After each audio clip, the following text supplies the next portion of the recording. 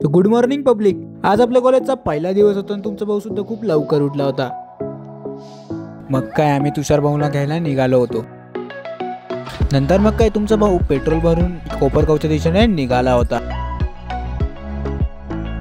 आणि फायनली भैया आम्ही कॉलेजच्या समोर आलो होतो आणि आम्हाला इथे निखिल भाऊंचं दर्शन झालं होतं. मग काय थोडासा नाश्ता करून आमची गाडी निघाली कॉलेजकडे. फेस स्कॅन करून नंतर आम्ही मध्ये एंट्री केली. बायोलॉग पेपरला उशीर झालेला असताना देखील निखिल भाऊला काहीच फरक पडत नव्हता. मग काय थोडा वेळ मजाक मस्ती करून तुमचा भाऊ अभ्यासाला बसला होता. आपला तुषार भाऊ देखील जोरदार स्टडी करत होता.